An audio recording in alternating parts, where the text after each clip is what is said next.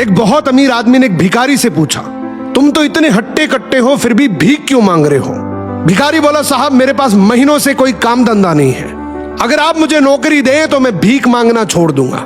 अमीर बोला, मैं नौकरी तो नहीं दे सकता, लेकिन तुम मेरे बिजनेस पार्टनर बन सकते हो।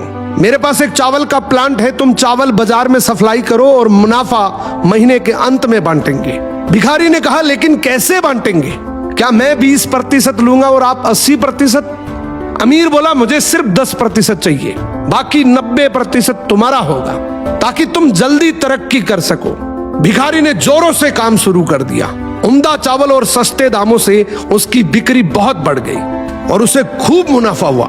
लेकिन जब मुनाफा बांटने का समय आया तो भिखारी ने सोचा, सारी मेहनत तो मैंने की है, तो अब अमीर आदमी को 10% क्यों दूं?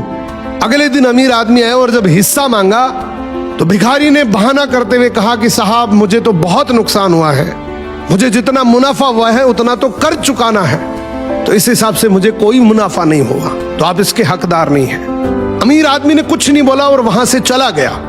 भिखारी बड़ा खुश हुआ, सोचा सारा प्रॉफिट मेरा हो गया। अब भिखारी उन पैसे से रोज मौज करे।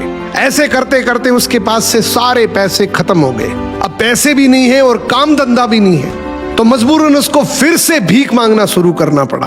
एक दिन वो अमीर आदमी उसके पास से गुजरा और उसको देखा, क्या ये तो फिर से भीख मांगने लग गया।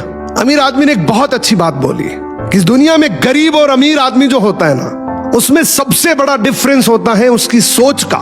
एक रिच माइंडसेट हमेशा ये सोचता है कि मुझे भी प्रॉफिट हो जाए और मेरे साथ जो काम कर रहे हैं उनको भी प्रॉफिट हो जाए, लेकिन एक पुअर माइंडसेट हमेशा ये सोचता है कि जो भी प्रॉफिट हो सिर्फ मुझे ही हो।